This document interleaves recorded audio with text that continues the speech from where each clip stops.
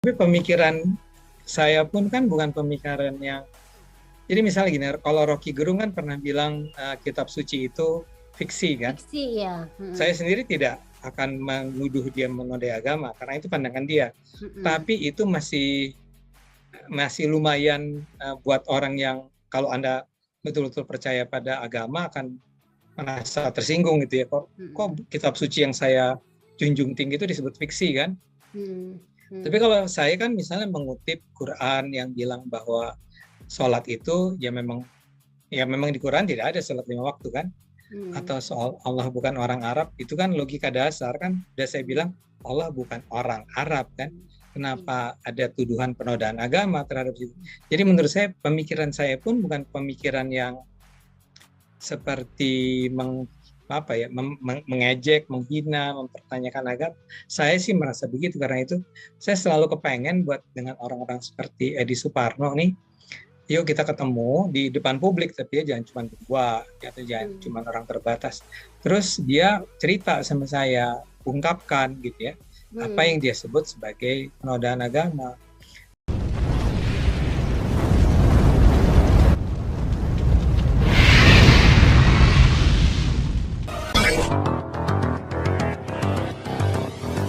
Nih, kita sebetulnya concern mula-mula, kita kan selalu mendukung lah ya gerakan-gerakan demokratis yang konstitusional. Tapi kan kemudian dalam kasus yang kali ini ada beberapa hal yang menarik kan, yaitu pertama-tama ini adalah dilakukan oleh siapa namanya BMSI seluruh Indonesia, yang kemudian ternyata terpecah ya. Itu oleh Rizka dibahas tuh di Civil Society Watch ya. Tapi kemudian ada juga soal terlibatan anak-anak STM, SMA lah kan, ada himbauannya kan. Ada organisir ya. Organisir dan isunya sendiri isu yang menurut saya sih penting. Kalau isunya sendiri isu yang penting didukung lah ya. BMSI ini kan menolak perpanjangan atau perubahan amandemen UUD 45 lah ya, perpanjangan masa jabatan presiden. Tapi mereka juga dengan benar kemudian mengarahkan sasarannya ke DPR kan, bukan ke istana presiden. Jadi menurut saya itu sebuah peristiwa yang saya kan udah lama sekali nggak turun lapangan sejak jadi wartawan dulu. Dan kebetulan di kantor ada beberapa anak muda yang baru nih jadi masuk ya. Nah, si Belmondo, si Rama, si Cindy, sebetulnya kan Cindy perempuan. Terus saya bilang kalau Cindy sama Rizka nggak boleh turun ya, karena mereka perempuan. Bukannya saya gender bias, cuman takut kenapa-kenapa sebenarnya kan. Nah jadi ya udah latihan nih ya, Belmondo sama Rama ngelihat kondisi lapangan, gimana orang meliput, gimana kita bikin laporan sebetulnya. Dan kita kebetulan juga ada tim produksi yang sudah malang melintang dalam dunia jurnalistik, Om Gunawan kan. Ada juga anak baru yang jago kamera. Jadi yuk kita lihat apa yang terjadi di lapangan. Tapi sebetulnya saya mengingatkan, kita harus selalu hati-hati nih ya, jangan sampai jadi kalau terjadi keributan gitu ya, kita harus segera menepi, mencari tempat yang lebih aman, kayak gitu-gitulah. Jadi Kak Ade sendiri sebenarnya sudah ada apa istilahnya instruksi ke tim ini kalau terjadi apa-apa, karena memang kan aksi selalu terjadi apa-apa ya sebenarnya ya. Tapi kan saya menganggap bahwa pertama yang turun nih BMSI ini. BMSI ini tidak punya reputasi buruk nih, track recordnya bukan menghancur-hancurkan halte gitu, nggak gitu mereka nih. Tapi saya pengen lihat juga anak STM-nya mana gitu kan. Kalau bisa wawancara anak STM, saya wawancara kan. Tapi benar kita ada instruksi sih, enggak instruksi, cuman saya ingin mengatakan nanti kita belajar di lapangan nih ya. Cuma saya sih menduga itu sebetulnya demonstrasi yang tertib. Kalau saya melihat bagaimana mereka mengorganisir ini mahasiswa ya, BMSI ini tertib, benar. Jadi koordinator lapangannya tuh mengarahkan para pengunjuk rasa dengan cara yang menurut saya bisa dipertanggungjawabkan lah ya. Jadi buat saya yang itu tidak terbayangkan akan terjadi, yang pengeroyokan saya itu. Dan itu kan betul-betul sesuatu yang di luar skenario. Jadi kalau dikatakan kenapa ya karena menurut saya ya memang anak-anak muda ini dan saya sendiri merasa perlu untuk menyaksikan dan melaporkan langsung apa yang terjadi di lapangan buat para penonton. Lebih ke sana sih, kalau ada yang menganggap buat apa ya nggak apa-apa juga kan. Kan masing-masing orang kalau dia nggak mau turun ya nggak apa-apa. Saya nggak bilang lu pengecut lu karena lu nggak mau turun gitu kan. Nggak gitu juga ya, nggak apa-apa. Di kantor juga ada yang turun ada yang enggak kok.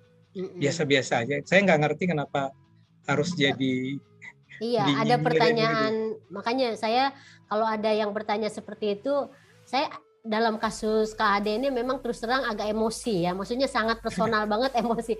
Jadi di medsos tuh kalau ada orang yang nanya itu nggak saya jawab, tapi saya jawabnya dengan blok gitu loh.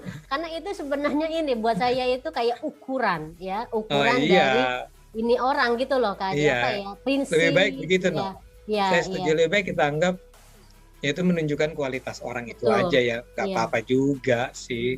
Cuman memang yang lucu tuh saya membaca itu Nong, jadi kayak komentator dari orang-orang yang sebetulnya senior, termasuk si itu siapa, Sekjen PAN itu. Oh iya, si Edi Suparno.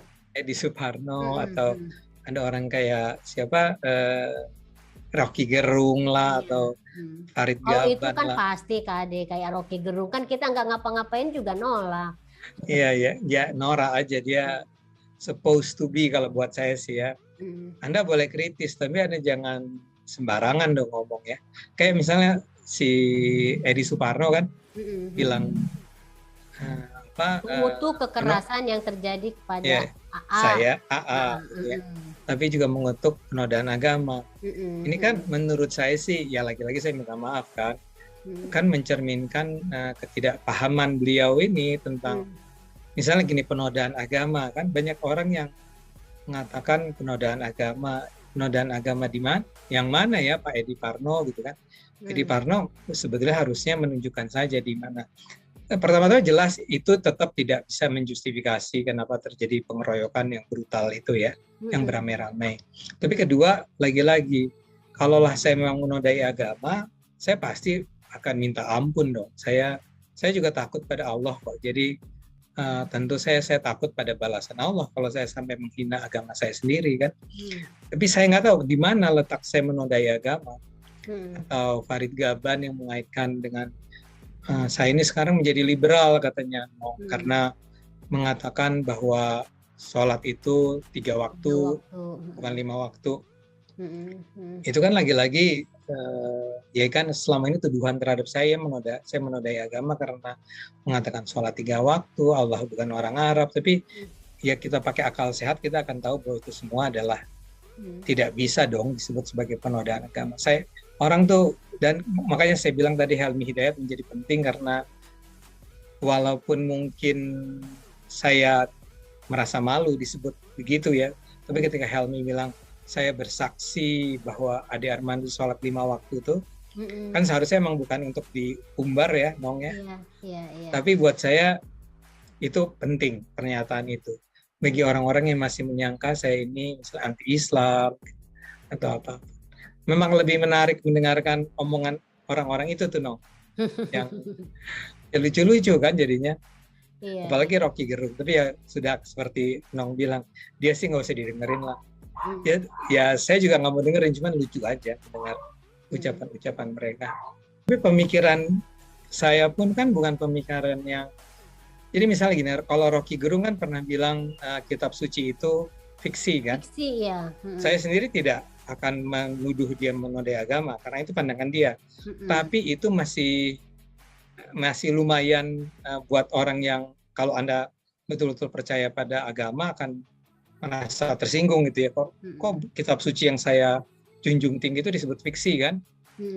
Tapi kalau saya kan misalnya mengutip Quran yang bilang bahwa sholat itu ya memang di Quran tidak ada sholat 5 waktu kan?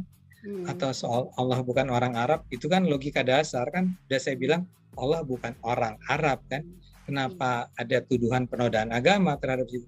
Jadi menurut saya pemikiran saya pun bukan pemikiran yang seperti apa ya, mengejek, menghina, mempertanyakan agama. Saya sih merasa begitu, karena itu saya selalu kepengen buat dengan orang-orang seperti Edi Suparno nih, yuk kita ketemu di depan publik, tapi ya jangan cuma berdua, atau jangan cuma orang terbatas.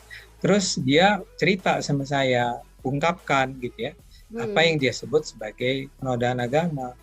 Karena kalau tidak ya saya jadi setuju ketika teman-teman mengatakan yuk kita gugat ya, karena memang kata penodaan agama di Indonesia kan efeknya serius. Saya itu hampir mati itu kan barangkali ya karena dianggap menodai agama. Jadi kalau ada orang menuduh saya menodai agama, itu implikasi pernyataan dia itu serius kan. Betul. Jadi menurut saya ya dia harus bisa menjelaskan. Kalau tidak ya artinya dia sedang mendorong saya ke ke petaka lah ya, kepada posisi di mana ada orang-orang yang akan menganggap bahwa darah saya halal. Ya taruhlah mereka berdalih dan mengatakan Ade Armando tidak pernah dihukum karena kebal gitu.